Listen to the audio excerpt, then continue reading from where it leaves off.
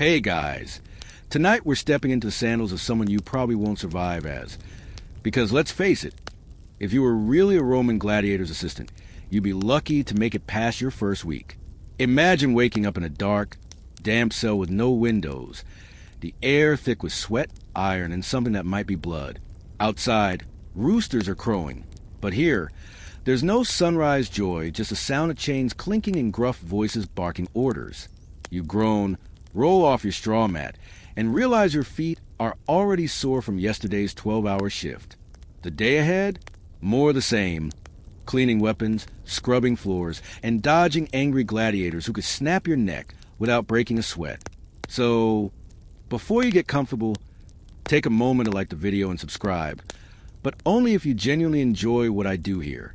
Drop a comment with where you're listening from and what time it is for you right now.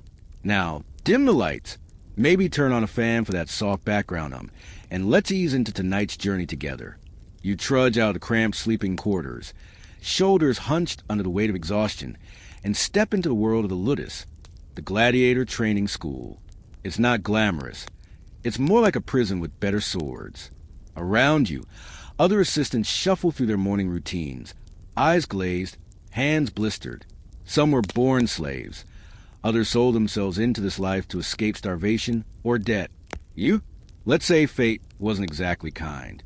The first task of the day, sharpening blades. Not just any blades, either. These are the tools of death, honed to perfection by men who know they'll soon be slicing through flesh. Your fingers tremble slightly as you run the whetstone along the edge of a gladius, the short sword every Roman soldier and gladiator fears. You've seen what these can do. Last week, one slipped during practice and nearly took off another assistant's hand. He still flinches when he hears metal scrape stone.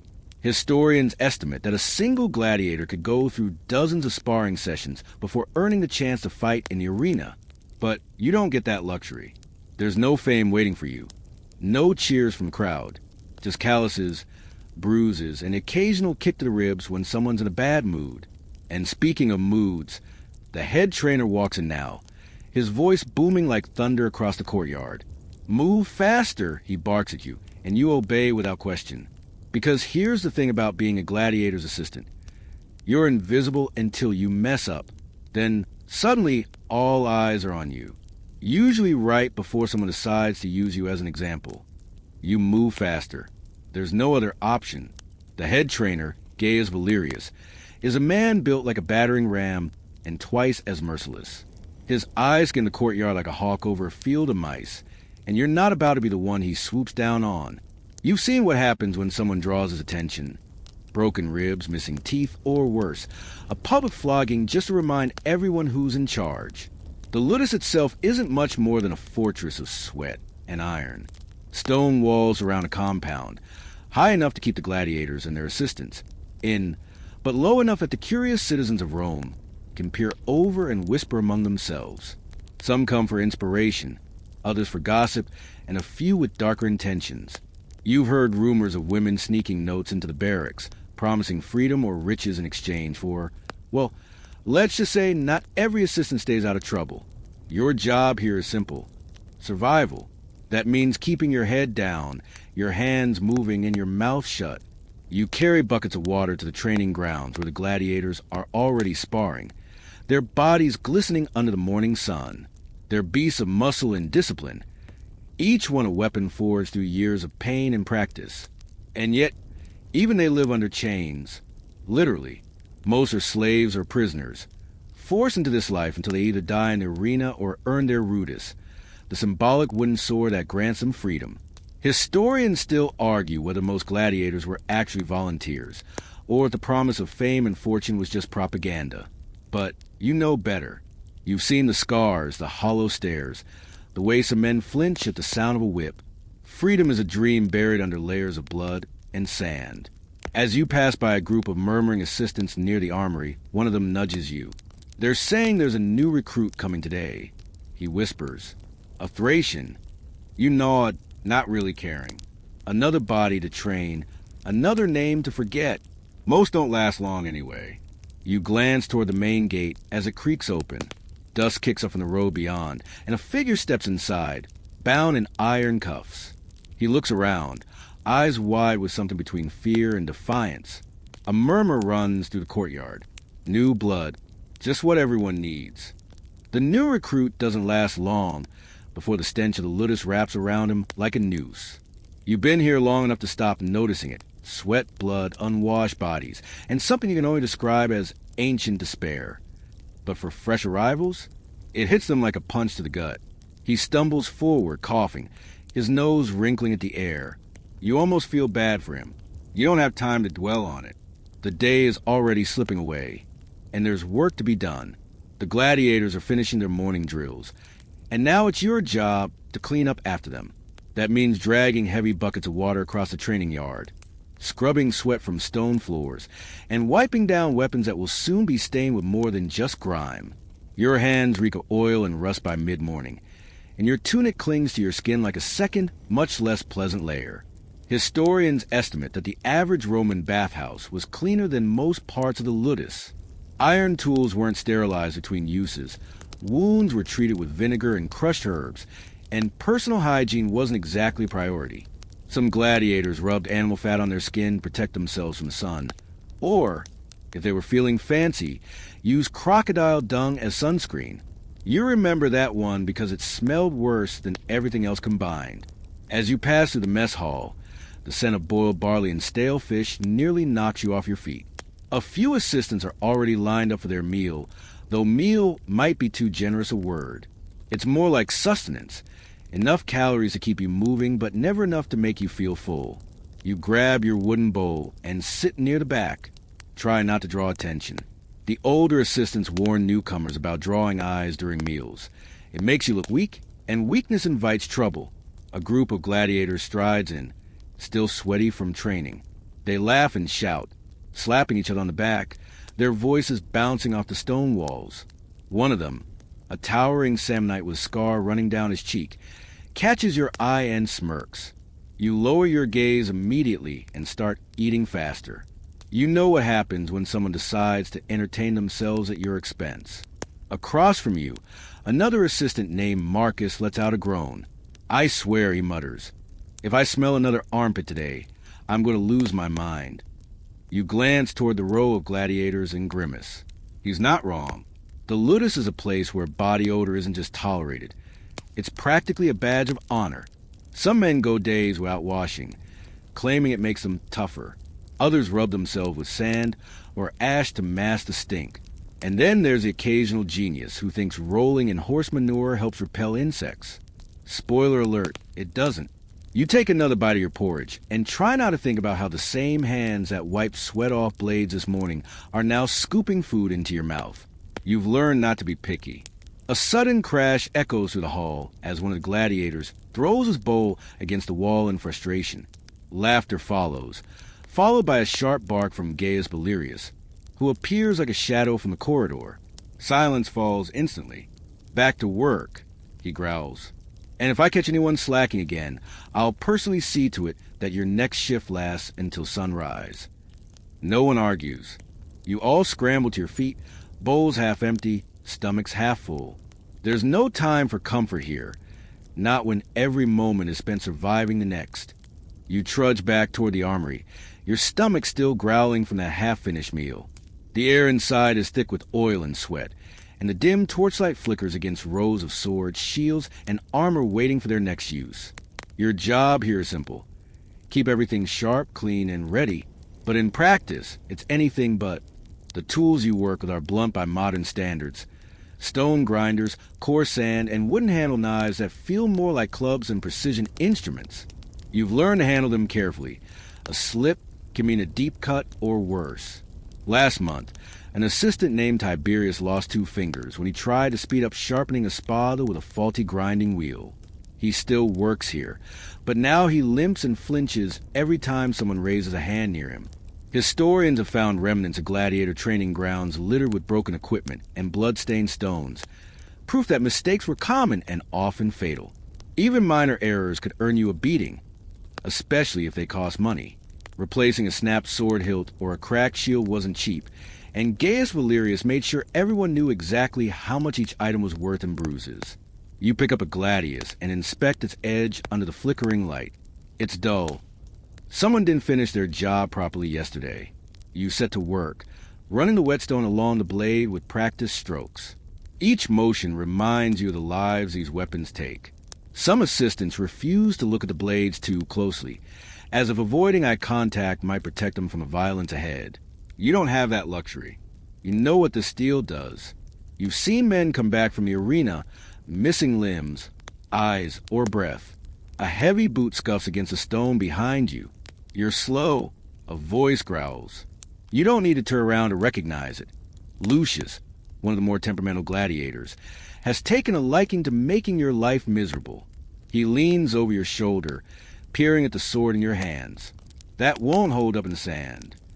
You swallow hard and force yourself to sound calm. It just needs another pass.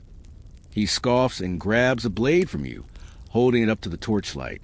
His fingers run along the edge, testing it.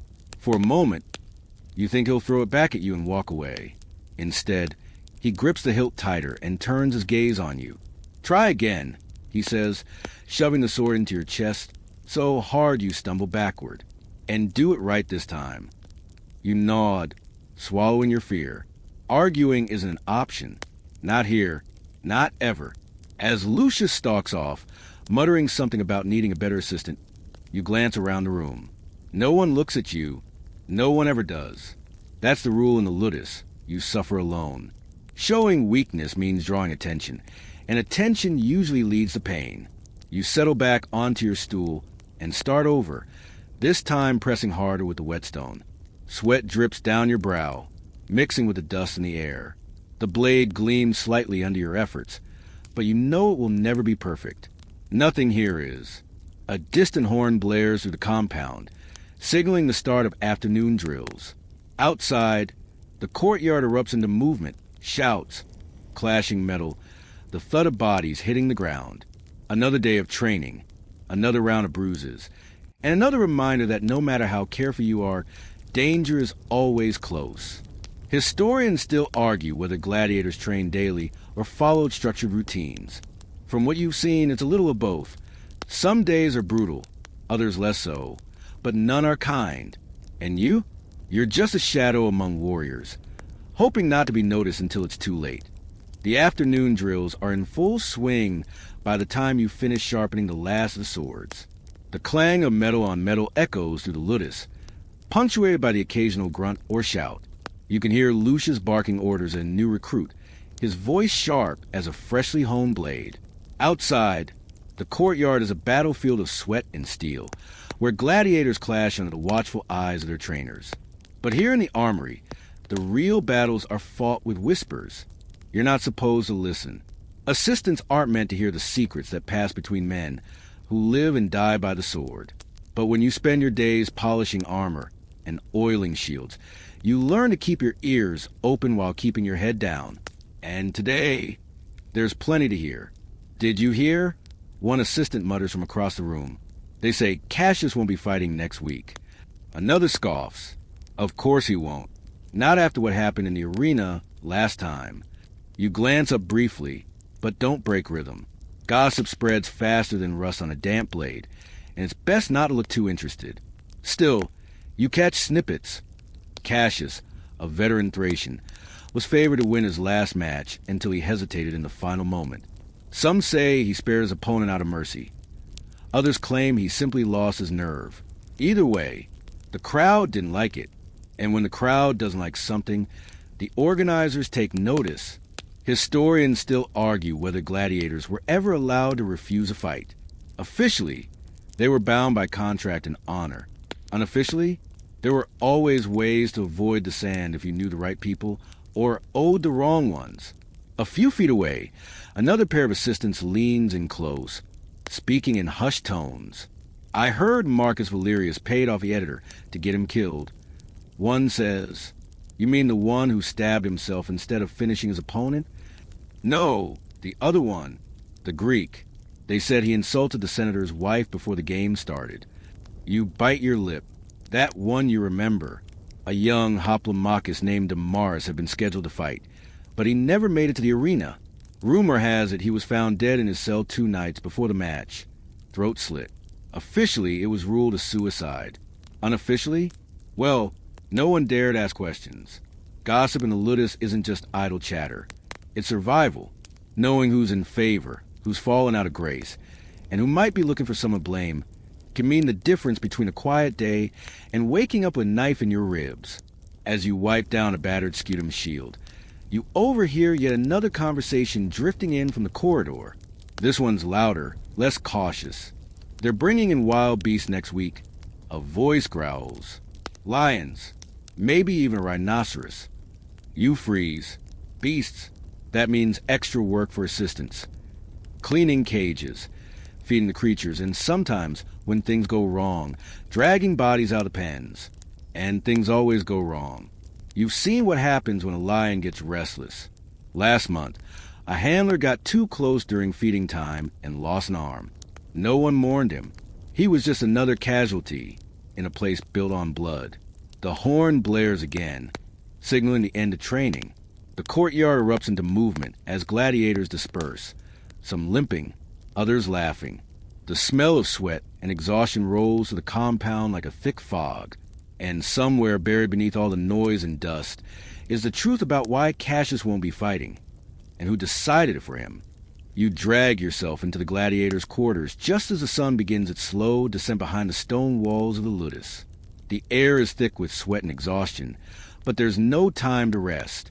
Tonight, you're on armor duty, meaning you get to spend the next hour helping a man prepare for what might be his final night alive. The gladiator in question is Lucius Vero, a murmillo with a reputation for brutality and a temper that flares faster than dry straw. He sits on a low wooden bench, bare-chested and breathing heavily from the day's training. His body is a map of scars, each one telling a story he'll never share. You kneel beside him without a word and begin inspecting his armor, checking for dents, cracks, or weak points that could mean death tomorrow. Faster, he grunts, not even looking at you. You nod and move quickly, brushing dust off the bronze breastplate before oiling the joints. Every motion is precise. You've learned through bruises and broken fingers that hesitation gets punished more than mistakes. As you work, Lucius lets out a low chuckle. You ever seen a man die in the arena? He asks. You shake your head. You've cleaned up after them, sure. Scrubbed blood off sand, hauled corpses away, watched the life drain from their eyes. But you've never been allowed to watch the fights themselves. Assistants don't get front row seats to glory. Lucius smirks. Good. Keep it that way. He leans forward slightly as you fasten the shoulder guards, his muscles tensing under your touch.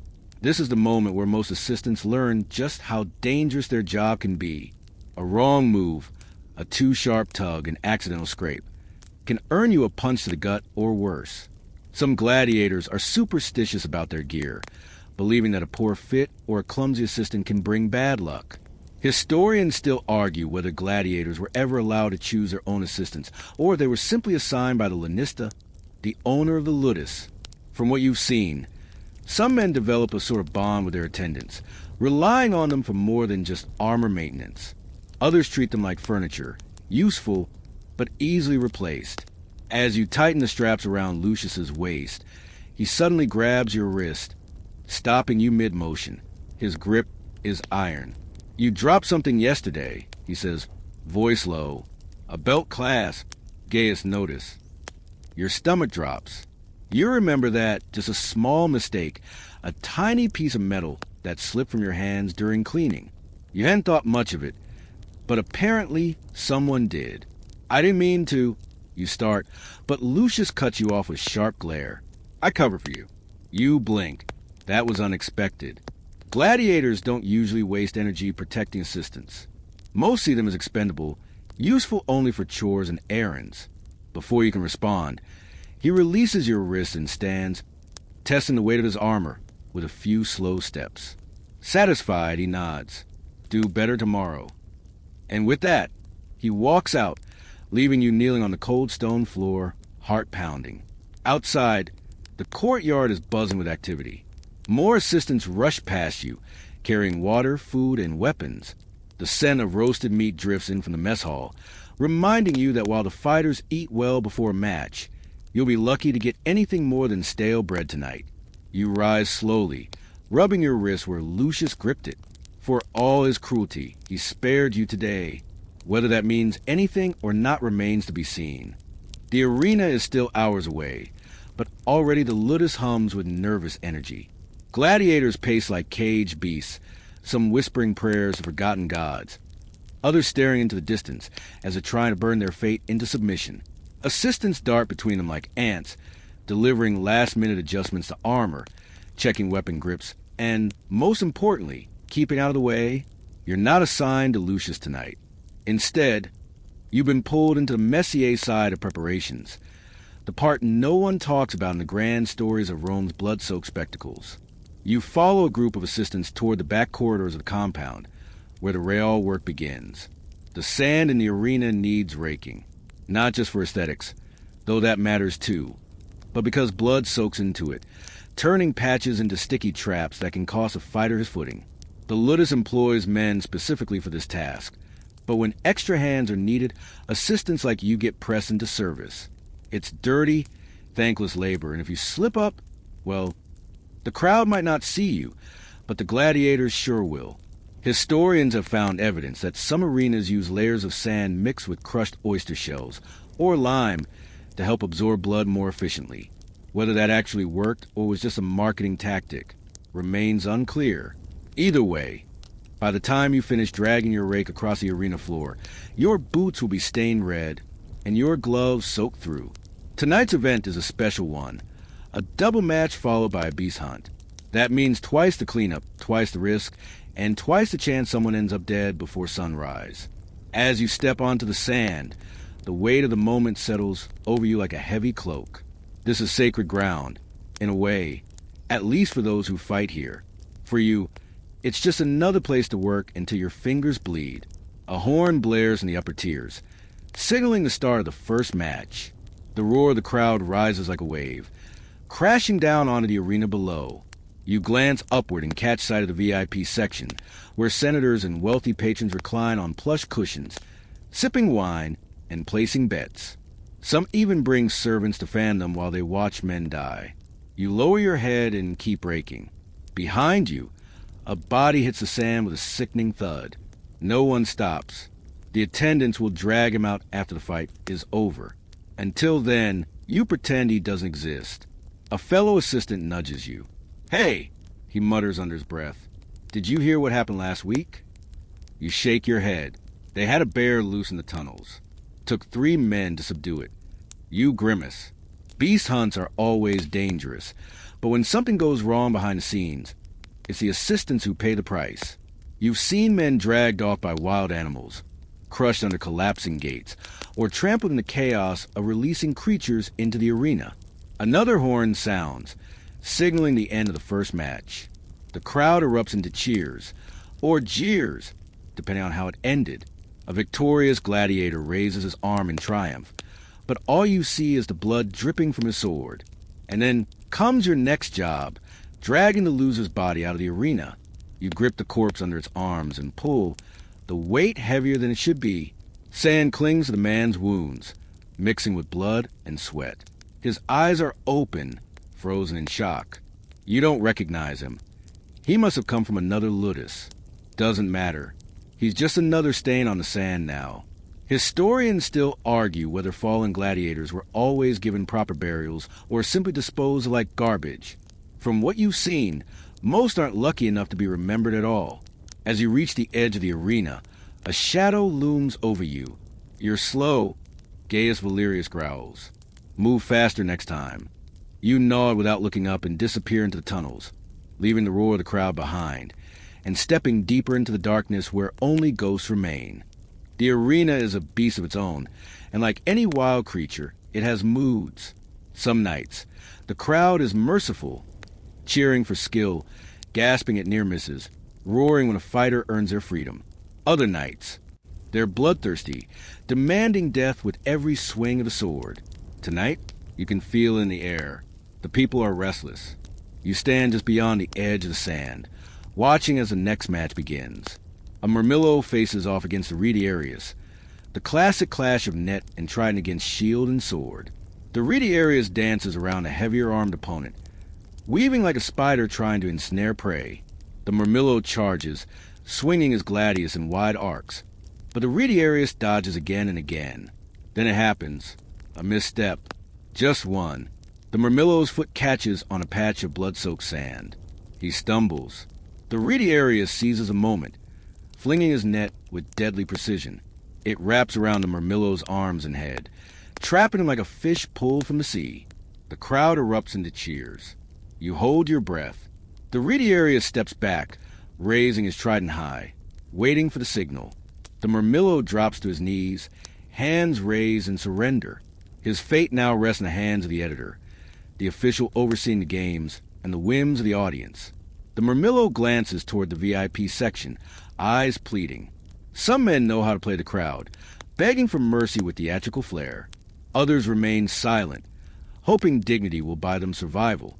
This one doesn't look like he knows what to do. A senator raises his hand, one thumb up, one thumb down. Another follows suit, then another. The decision is split. Your stomach twists. When that happens, the final say goes to the editor himself. You scan the upper tiers, searching for a man who holds his fighter's life in his hands. He's seated in a gilded box, surrounded by attendants fanning him with palm leaves. He leans forward slightly, considering.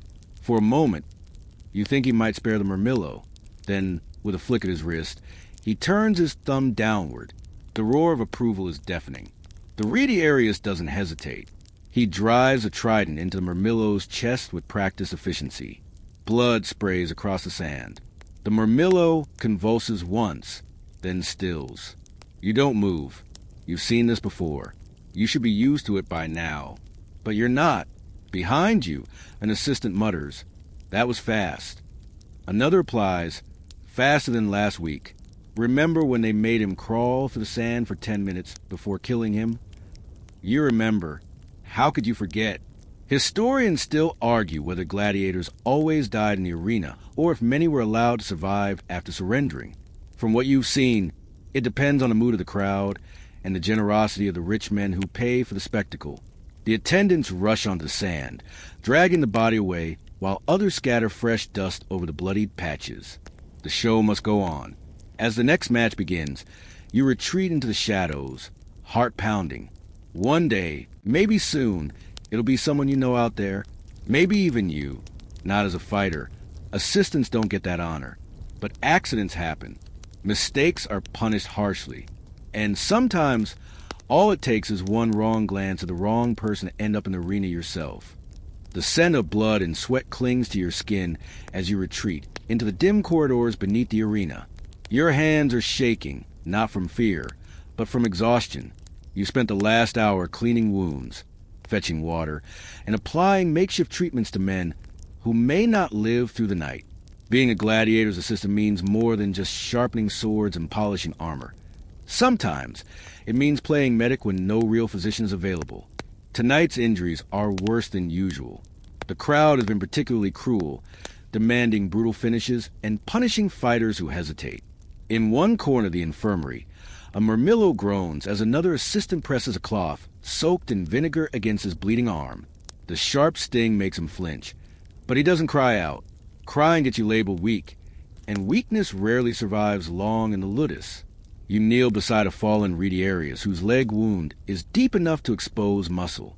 He grits his teeth as you press down on the injury with a mixture of crushed honeycomb and dried nettle, hoping it will slow the bleeding. It won't do much, but it's all you have. Real medicine is reserved for the wealthy. Gladiators get whatever scraps their lanista can afford. Historians still argue whether gladiators received proper medical care, or if they were simply patched up well enough to fight again. From what you've seen, it's somewhere in between. Some trainers invest in skilled healers, knowing that a healthy fighter brings more money. Others see injuries as inevitable, treating them like bruises that will fade with time or death. A sudden shout draws your attention. Across the room, Lucius Vero is barking at a younger assistant, holding up a torn muscle in his thigh like evidence of incompetence. This is what happens when you rush. He growls. I should have you flogged. The assistant stammers an apology, eyes wide with terror. You know how this ends. Either Lucius decides to take it easy on him, or someone else does a job for him later. Either way, the message is clear. Mistakes cost lives, and yours isn't worth much. You turn back to your patient and tie off the makeshift bandage. His breathing is shallow, but he's still alive, for now. That's the best you can hope for in this place. Survival, even if it's temporary. As you move to help another injured man, you catch sight of something unusual, an older assistant mixing a thick paste in a wooden bowl. You recognize the ingredients immediately. Charcoal, myrrh, and sulfur, a remedy used by Egyptian priests centuries ago. You've heard rumors that some Roman physicians still use it for infections, though most dismiss it as superstition. You glance around before grabbing a small portion and pressing it gently onto your radiarius wound. If it helps, great. If not, well, at least you tried. Behind you, a familiar voice chuckles. Still trying to save everyone, huh? You turn to see Marcus, the assistant who once complained about body odor. He's wiping blood off a scalpel-like tool, his face streaked with grime. Don't waste your energy, he mutters. Most of them won't make it anyway. You don't respond. Maybe he's right. Maybe none of this matters. But if there's even a chance to keep someone breathing until morning, you'll take it. Because in a place where death is currency, every heartbeat counts, even if no one cheers for it. The morning after a big match is always the worst. The arena is quiet now, but the echoes of last night's violence still linger in the air. Blood has soaked into the sand, turning patches dark and uneven. The scent of sweat, iron, and something more pungent. Something you've learned to ignore drifts through the corridors like a ghost refusing to leave. You trudge into the training yard with aching muscles and a stiff neck. Sleep was scarce last night, stolen by nightmares of steel and silence. You weren't alone. Most of the assistants looked just as exhausted, their faces pale, eyes sunken. Some of them had to help carry bodies out of the arena long after the torches were extinguished. Others spent hours tending survivors who may not live past sunrise. Today's routine starts earlier than usual. Gaius Valerius doesn't believe in mourning or rest. To him, every moment lost is a moment wasted. If they died, he barked this morning. They did their job. Now get back to yours. So here you are, dragging buckets of water across the courtyard while gladiators file in, their bodies bruised but moving nonetheless. Training never stops, not even when the sand runs red. A group of murmillos gather near the edge of the yard, their armor still stained from last night's fight. One of them, a younger recruit named Quintus, limps slightly as he stretches his legs. You remember seeing him on the sand. He survived, barely. A deep gash along his ribs nearly ended him. But somehow, he made it through. He catches your eye and nods once, a silent acknowledgement of whatever aid you provided. You nod back. But before you can turn away, Lucius Vero strides past, shoving you aside with an elbow to the shoulder. Move faster, he growls, not even looking at you. You stumble but don't fall. That's progress. As the morning drills begin, the clang of swords fills the air. Watching these men train is like watching wolves fight over meat. Relentless, brutal, and without mercy. They strike with precision, parry with force, and move like machines built for war. Every movement is calculated, every breath timed. There's no room for hesitation here. Historians still argue whether gladiators trained daily or followed structured routines. For what you've seen, it's both. Some days are grueling, others less so, but none are kind. And you? You're just a shadow among warriors, hoping not to be noticed until it's too late. A sudden shout cuts through the noise. One of the recruits slipped during a sparring session and landed hard on the ground. His opponent raises his sword, ready to deliver a mock finishing blow, but Gaius Valerius steps in with sharp command. Enough, he snaps. Get up, fool. The recruit scrambles to his feet, face flushed with embarrassment. Lucius lets out a bark of laughter, clapping the man on the back hard enough to make him stagger again.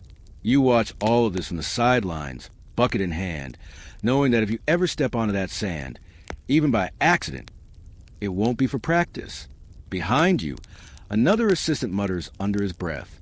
I swear if I have to clean one more wound a day, I'm going to lose my mind. You glance toward the row of gladiators and grimace. He's not wrong. Training injuries are common: bruised ribs, dislocated shoulders, broken fingers. But they're expected. It's part of the game. What isn't expected is when someone dies during practice. It happened last month.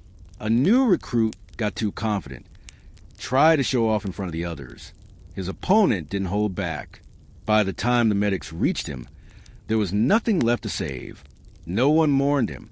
Not really. Just another name lost beneath the weight of Rome's bloodthirsty games. As the drills continue, you try to focus on your work, but your thoughts keep drifting to last night's fight. The Murmillo who begged for mercy, the Retiarius who killed him without hesitation, the senator who decided his fate with a flick of his thumb. You wonder how many more lives will be taken before the next full moon. You wonder how many of them will be yours. By midday, the sun beats down on the Ludus like a hammer on an anvil. The heat is relentless, turning the stone courtyard into a furnace where sweat drips faster than water from a cracked jug. You've long since stopped feeling the weight of your bucket. It's just another part of you now, like the calluses on your hands or the bruises that bloom across your ribs. Lunch is served under the shade of a wooden awning near the mess hall, but lunch might be too generous a word.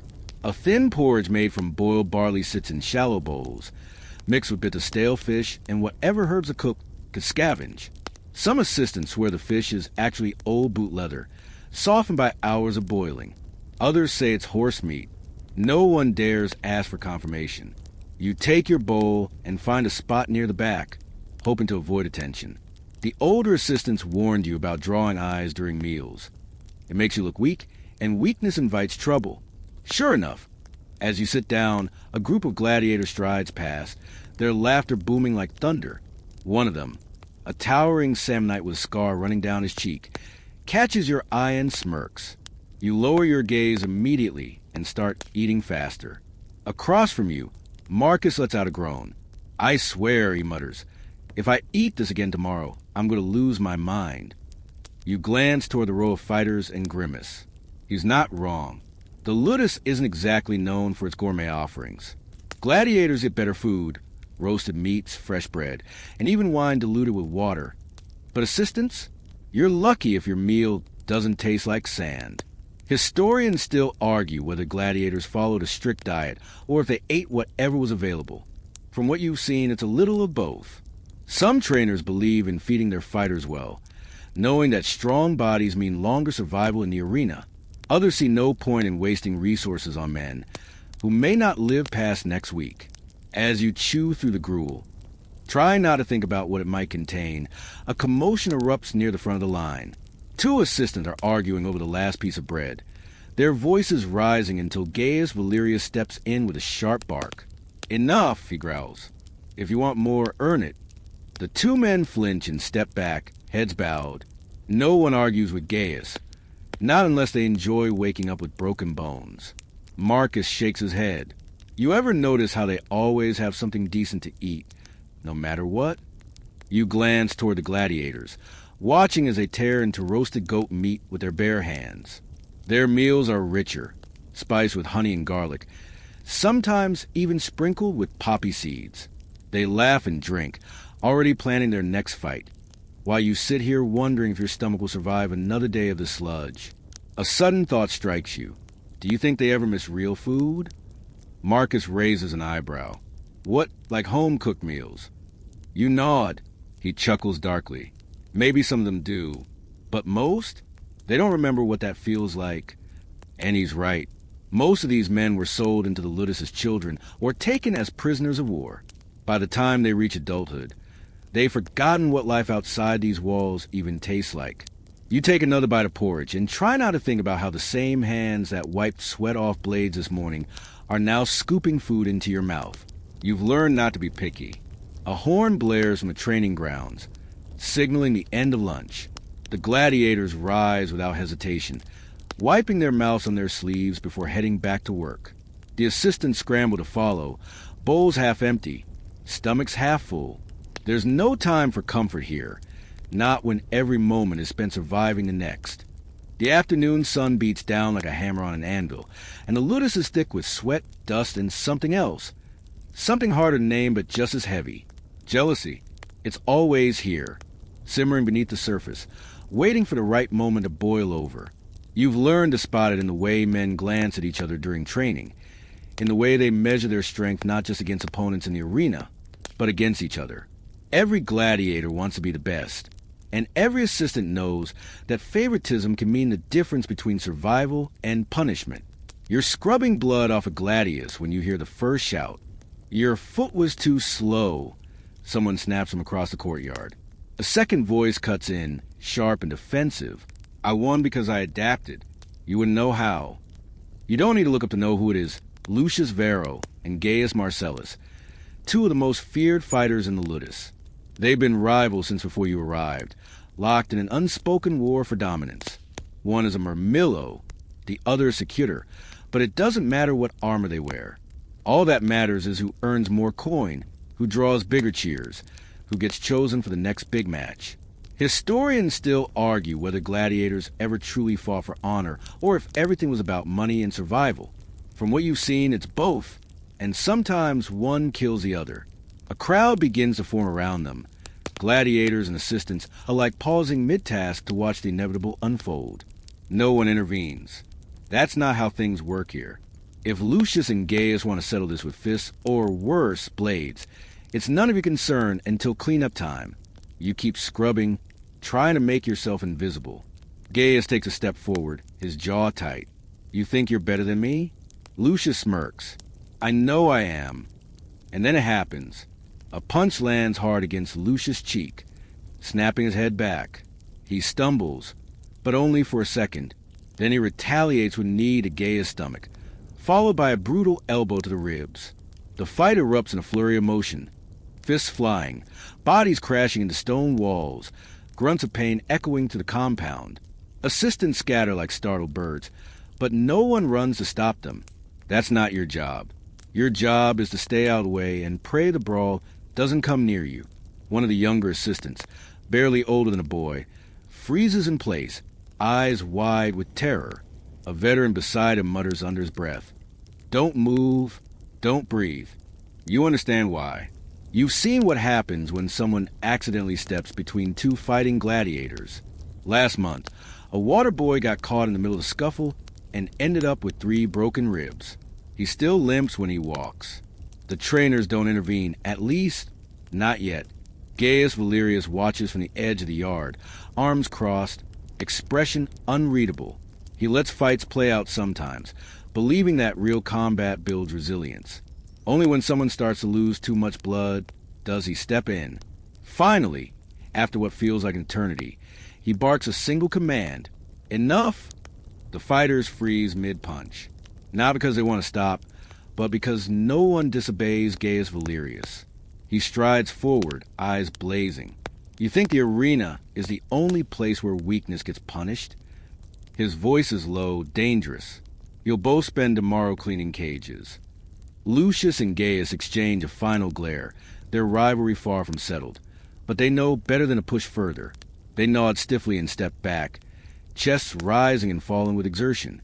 As the crowd disperses, returning to their duties, you let out a breath you didn't realize you were holding. Marcus appears beside you, wiping sweat from his brow. "That could have gone worse," he mutters. You nod. It could have. But even now, you can feel the tension lingering in the air like a storm that hasn't quite passed. Rivalry isn't just competition here. It's lifeblood, poison, and currency all at once. And as an assistant, you learn fast that the worst thing you can do is pick a side. Because when egos clash, someone always ends up paying the price. And it's never the ones throwing punches. You watch in the shadows as Lucius and Gaius are led away to their punishment.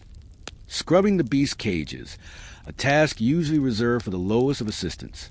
Their fight may be over, but the tension in the ludus lingers like smoke after a fire. Rivalry is nothing new here.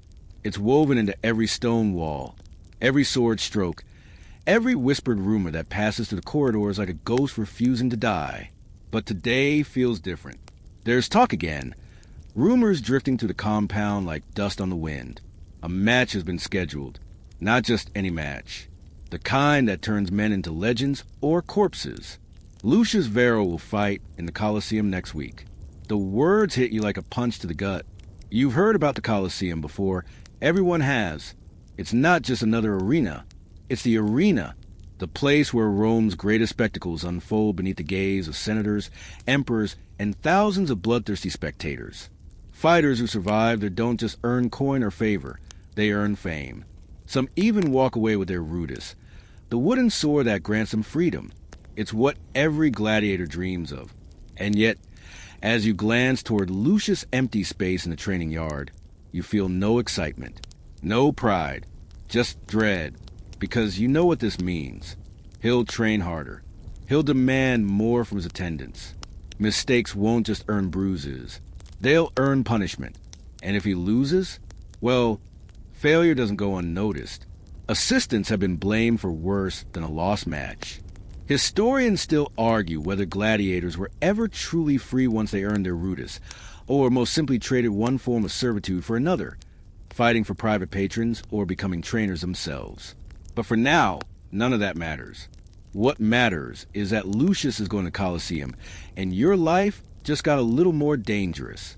You lower your head and return to work, dragging a heavy bucket of water across the courtyard. Your hands ache from hours of labor, but you force yourself to keep moving. If you stop, someone will notice. And when someone notices, they start asking questions. Did you hear? Marcus mutters as he falls into step beside you. They say he's fighting a Samnite. You nod, though you already knew. Word spreads fast in the Ludus. Everyone knows by now. Even the other assistants whisper about it. Some with envy, others with fear. He'll win, Marcus adds, though his voice lacks conviction. He always does. You don't respond. Winning isn't the problem. It's what comes after. Every victory means another fight, another chance to die. And for those of you who serve in the shadows, it means longer hours, heavier expectations, and the constant threat of being blamed if something goes wrong. You glance toward the mess hall, where a group of gladiators laugh and drink, oblivious of the weight pressing down on the rest of the compound. They don't care about the cost of glory, not when they're the ones standing in the spotlight. You envy them just a little. At least they get to be seen. The weight of Lucius's upcoming fight presses down on the Ludus, like a storm cloud, dark and unrelenting. The training yard is quieter than usual. The usual banter between gladiators replaced by murmurs of speculation and unease. Everyone knows what's at stake. Lucius isn't just fighting for survival or coin this time. He's fighting for fame. And fame, as you've learned, is a dangerous thing. You feel it in every task you perform.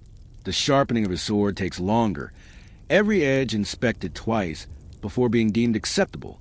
His armor is polished until it gleams, not just for appearance, but because Gaius Valerius has made it clear that any sign of weakness, any rusted joint, any dull blade, will be punished harshly. You don't dare make a mistake. Historians still argue whether most gladiators truly desired freedom, or if the promise of it was just another tool used to control them. From what you've seen, some men clung to the idea of the rudis like a lifeline. Others seemed resigned to their fate, knowing that even if they won their wooden sword, Rome would always find a way to pull them back into the arena. Lucius is one of the believers. He speaks of freedom often, though never directly to you. You only catch fragments, whispers exchanged with other fighters late at night, when the torches flicker low and exhaustion dulls the edges of fear. He talks about lands beyond Rome, places where a man can live without chains, without blood staining his hands every day. Whether he truly believes it or uses it to motivate himself, you can't say. But you do know this.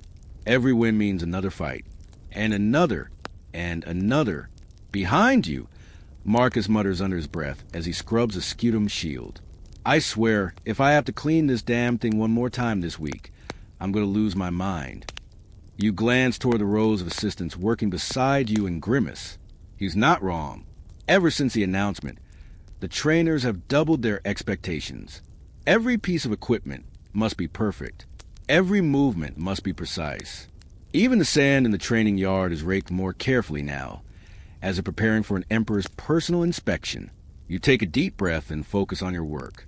There's no use complaining. No one listens anyway. A sudden crash echoes through the courtyard as one of the younger assistants drops a bucket of water, sending liquid splashing across the stone floor. Silence falls instantly. Gaius Valerius appears like a shadow from the corridor, his gaze sharp and unforgiving. "Pick it up," he growls. The boy scrambles to obey, hands trembling as he lifts the empty pail. But Gaius isn't finished. "You'll spend tomorrow morning cleaning the beast cages." The boy flinches but says nothing. No one argues with Gaius, not unless they enjoy waking up with broken bones. As the trainer starts away, Marcus lets out a low whistle. "Guess we're all paying for Lucius's glory now." You nod slowly. That's the truth of it, isn't it? Fighters may earn the cheers, the coin, the chance at freedom, but it's the assistants who bear the burden of their success. Every victory demands more. More effort, more pain, more risk. And sometimes, winning feels worse than losing. The Colosseum looms ahead like a beast of stone and shadow, its towering arches casting long fingers of darkness across the sand. The roar of the crowd is a living thing, rising and falling like the tide, swelling with anticipation as the first match begins. You stand just beyond the edge of the arena, hidden in the dim corridors beneath the stands, heart pounding in your chest. Lucius Vero is out there now. You can't see him from this angle, but you know exactly where he is, center stage, standing tall beneath the blazing Roman sun, his gladius gleaming in the light. His armor is pristine, polished until it reflects the faces of thousands watching above. He looks like a god carved from bronze and muscle. Every inch the warrior Rome has come cheer for. And yet, all you can think about is how easily that image could be shattered. The fight begins with clash of steel, the sound sharp and final like thunder rolling through the sky. Lucius moves with practiced precision, his footwork flawless, his strikes calculated. He's fought this Samnite before. You remember helping clean their wounds after a brutal training session weeks ago. They're evenly matched, both men seasoned by years of blood and sweat. The crowd erupts into cheers with every successful parry, gasping when either fighter stumbles or takes a hit too close to death. You grip the edge of the tunnel wall, knuckles white, watching as Lucius ducks under a sweeping blow and retaliates with a quick jab to his opponent's ribs. He's good, too good, because now the crowd is watching him, really watching, not just as another gladiator, but as something more, a favorite, a contender, and that means he'll never stop fighting. Historians still argue whether gladiators ever truly retired, or if most were forced back into the arena under one pretense or another. From what you've seen, once the public gets a taste of your skill, they don't let go easily. If Lucius wins today, he won't be handed his rudis. He'll be given another match, and another, until either he dies, or worse, loses. A sudden cry cuts through the noise as Lucius lands a deep wound on the Samnite's shoulder. Blood sprays across the sand, drawing an even louder roar from the spectators. The wounded man stumbles back, clutching his arm, but doesn't fall. He's still in the fight. Lucius hesitates. It's barely a second, but it's enough for the Samnite to recover and strike back, landing a hard blow against Lucius' side. You flinch at the impact, even though you know he's wearing padding beneath his armor. It won't save him from bruised ribs, but maybe it will save him from something worse. The two fighters circle each other again, breathing hard, eyes locked. This isn't just a battle for survival anymore. It's a test of endurance, of will. Every movement is deliberate, every breath measured. They're not just trying to kill each other. They're trying to prove who deserves to live longer. A senator leans forward in his gilded box, signaling to the editor seated beside him. The decision will come soon. If one of them falls, the crowd will decide whether they live or die. You glance toward the upper tiers, searching for any sign of favor. But all you see are faces blurred by distance, hands raised in wild gestures, voices lost in cacophony of expectation. Lucius charges again. Steel meets steel. Blood flies. And then, a scream, not from pain, from triumph. Lucius drives his blade into the Samnite's chest, twisting it just enough to ensure there's no coming back. The fallen man collapses into the sand, eyes wide with shock, mouth open in silent protest. The arena explodes into deafening applause. Lucius raises a sore high, face streaked with sweat and blood, chest rising and falling with exertion. He did it. He won. But as you turn away from the spectacle, slipping back into the shadows, all you can feel is dread. Because winning isn't the end. It's just the beginning of something far worse. The blood hasn't even dried on the sand. You kneel beside the fallen Samnite, gripping his body under the arms as another assistant grabs his legs. The weight is heavier than you expect. Death has a way of making men feel like stone. You drag him across the arena floor. The scent of sweat and iron thick in your nostrils. The coarse grains of sand clinging to his wounds like glue. Behind you, the crowd roars with approval, oblivious of the grim choreography unfolding beneath their feet. A fresh layer of sand is already being raked over the stain left by the fight, smoothing over the evidence like nothing ever happened. But you know better. You can still see the way the man's eyes had widened at the final strike, how his mouth opened in silent protest before slipping into stillness. You've done this before, many times, and yet every time feels like the first. As you reach the edge of the arena, a group of attendants takes over, hauling the body toward the disposal tunnels. You don't follow. Assistants aren't allowed past this point, not unless they're needed for something worse. Instead, you wipe your hands on your tunic, smearing red across the fabric like war paint no one asked for. Lucius Vero stands near the gate, basking in the cheers of the crowd. He's still breathing hard, chest rising and falling beneath his armor, but he looks victorious, untouchable. For a moment, you almost envy him. He gets the glory, the coin, the chance to keep fighting another day.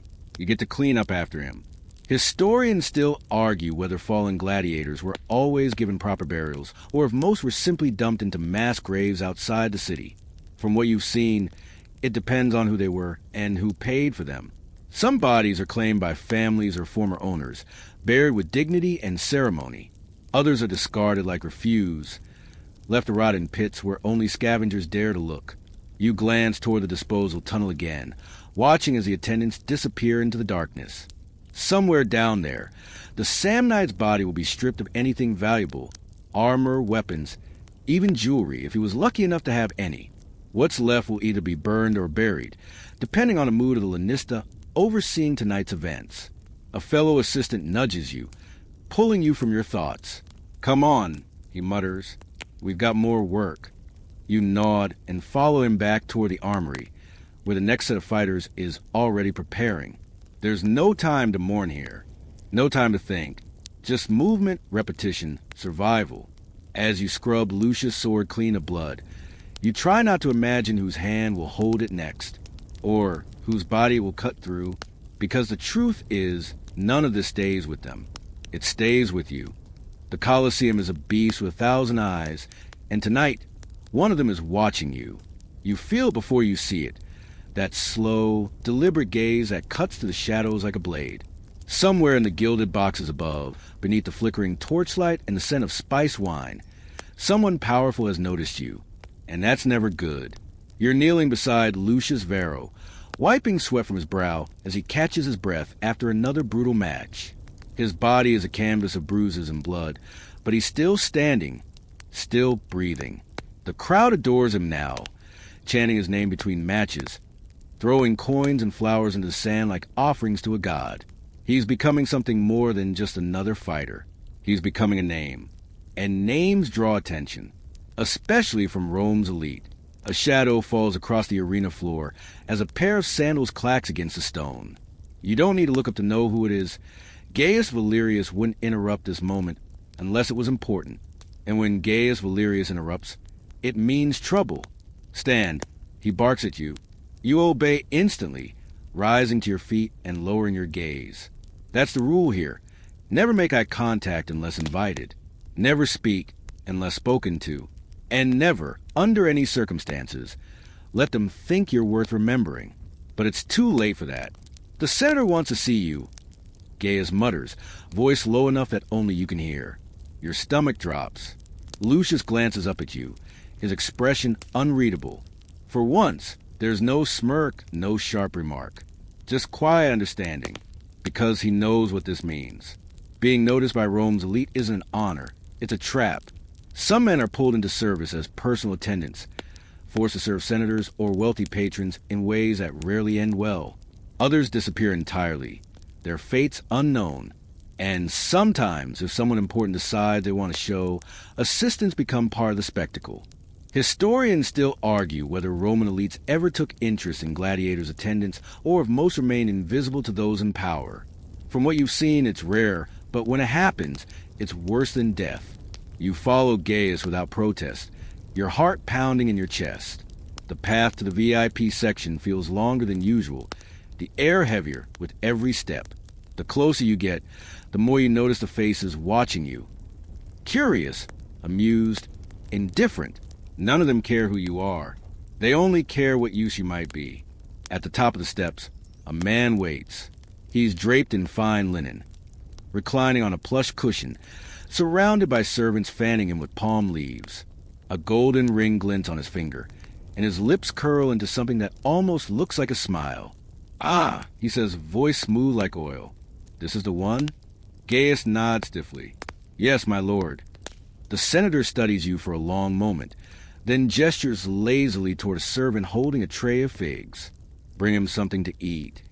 The words hit you like a slap. You expected punishment. Chains. A beating. Maybe even worse. Not hospitality. Behind you, Gaius stiffens, clearly as confused as you are. But you know better than to question it. You take the offered fruit with trembling fingers and bow deeply. "Thank you, my lord." The senator chuckles. "Tell me, boy, do you enjoy your work?" You swallow hard, forcing yourself to keep your voice steady. "I do, my lord." He leans forward slightly, eyes gleaming. "Good, because I have a feeling your life is about to change. And somehow, that terrifies you more than anything else." The senator's words linger in your mind like the echo of a blade hitting stone. Your life is about to change. But here in the Ludus, change rarely means something good. It usually means pain, loss, or worse, disappearance. You sit on your straw mat in the dim corner of the assistant barracks, staring at the ceiling where cracks spiderweb across the plaster like veins of fate. The fig you were given still sits untouched in your palm, its soft skin warm from your grip. You haven't eaten it. Not because you're not hungry, you are, but because every gift comes with a price, and you've learned that the higher the giver, the steeper the cost. Across the room, Marcus watches you with narrowed eyes. "What did he want?" he mutters under his breath. You shake your head. "Didn't say." He lets out a low whistle. "That's worse." You glance toward the door, half expecting Gaius Valerius to appear any second, dragging you off to some unknown fate. But the corridor beyond remains quiet, filled only with the distant clang of metal on metal from a training yard. Freedom. It's a word you used to dream about before coming here. Back when you still thought escape was possible. Before you understood what the Ludus really was. Not just a prison, but a machine designed to grind away hope until nothing remained but obedience. Historians still argue whether gladiators ever truly escaped their lives, or if most simply traded one form of servitude for another. From what you've seen, freedom is an illusion. Even those who earn their rudis rarely disappear completely. Some become trainers, others mercenaries, and a few, very few, vanish into obscurity.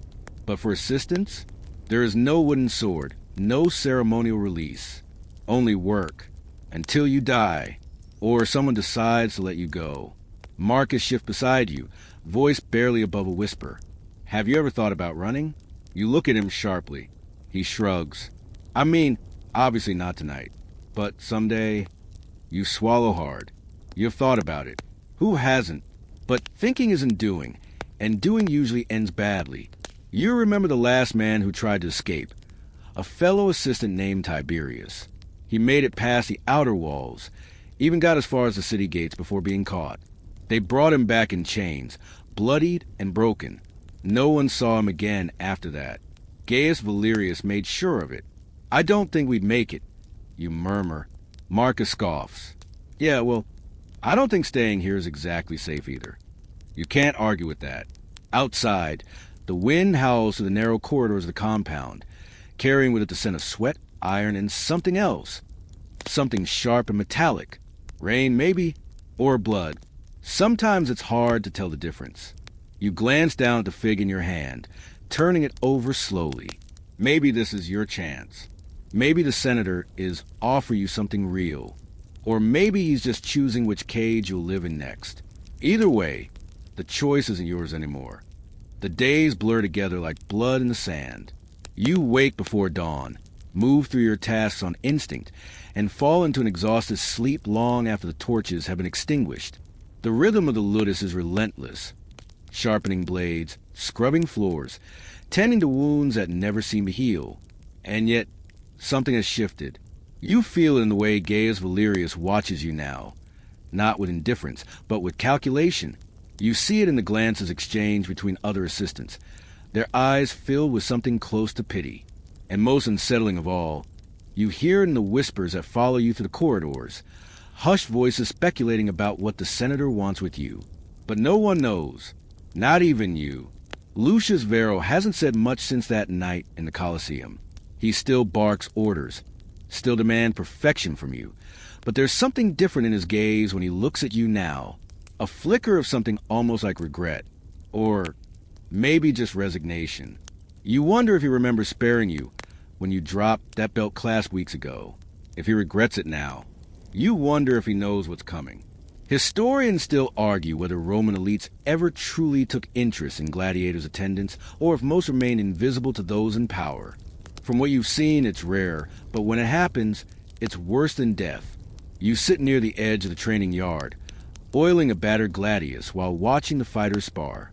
Sweat drips down your brow, mixing with dust and exhaustion. Your fingers are raw from hours of work. Your back aching from bending over shields and armor for too many hours. Across the courtyard, Lucius lands a brutal blow against a younger recruit, sending him sprawling across the sand. The man doesn't get up right away, and for a moment, silence falls over the yard. Then laughter erupts. A few gladiators clap Lucius on the back, praising his skill. Others mutter under their breath, already calculating who might be next to face him. No one cares about the fallen recruit. Not really. Another body. Another lesson. You lower your head and keep working. It used to bother you, the cruelty, the indifference. Now it barely registers. That's the thing about this place. It doesn't just break you. It reshapes you until the version of yourself that once dreamed of escape feels like someone else entirely. Marcus sits beside you, silent for once. He's been quieter lately, more withdrawn. Maybe he's thinking about running again. Or maybe he's finally accepted what you already have. That there's no escape, only survival. He nudges you lightly with his elbow. You remember that crocodile dung sunscreen? He mutters under his breath.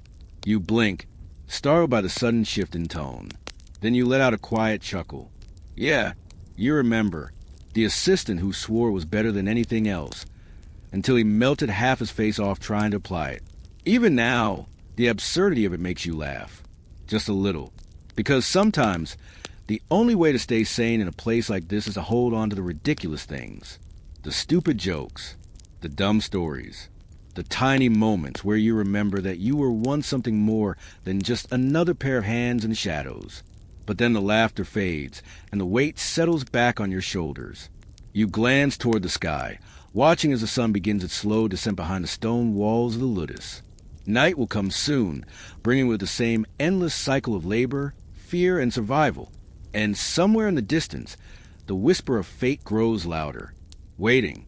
The end comes quietly.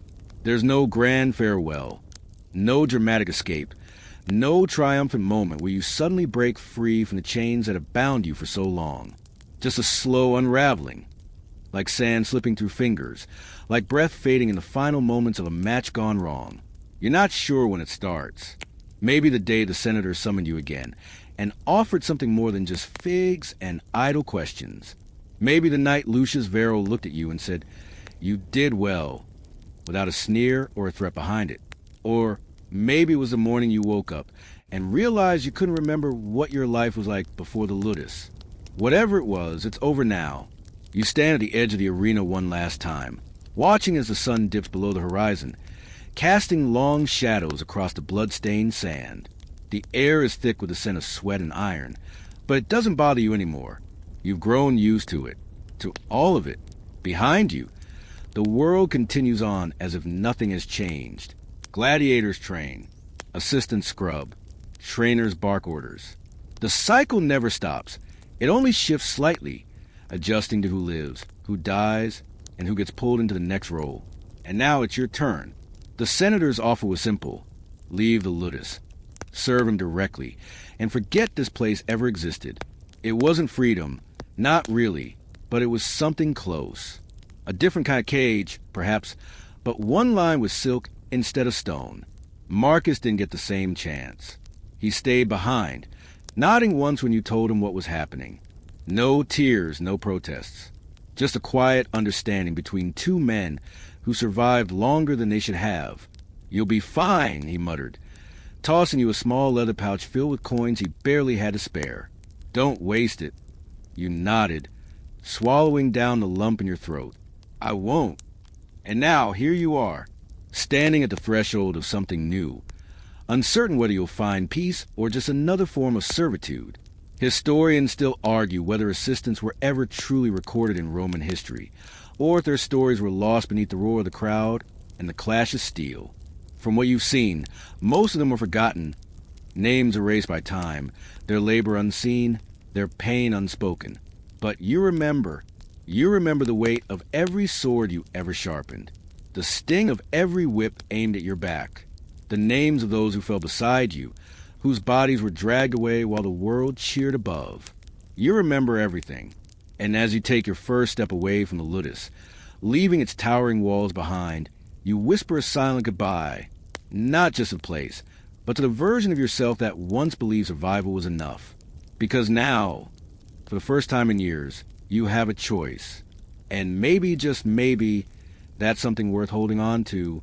The night deepens around you, soft and endless, like the hush after a final blow in the arena. The distant sounds of Rome fade into a low hum. The clatter of carts, the murmur of voices, the occasional bark of a dog. But here, in the quiet of your thoughts, there's only stillness. Your feet move without direction, guided more by memory than purpose. The weight of the past lingers in your bones, but it feels lighter now, like armor finally removed after years of wear. You breathe in deeply, tasting the cool night air, feeling it settle into your lungs like a promise. Somewhere far behind you, the Ludus remains, a fortress of blood and silence, where others will wake tomorrow to the same rhythm you once knew. They will sharpen blades, scrub floors, and watch men fight for survival beneath the eyes of strangers. And for a moment, you wonder they dream of escape, too. But tonight, you don't think about that. Tonight, you let the city cradle you like an old lullaby. The stars stretch wide above, blinking slowly, as if they, too, understand the weight of endurance. The wind brushes against your skin, warm and gentle, carry with it the scent of distant fires and fresh earth. You exhale, slow and steady, letting go of the tension you didn't know you were still holding. Sleep finds you gently, like a whisper in the dark, and somewhere beyond the reach of torchlight and tyranny, you begin to dream, not of battles or blood, but of open skies, clean water, and hands that hold nothing sharper than hope. Sweet dreams, friend, you've earned them.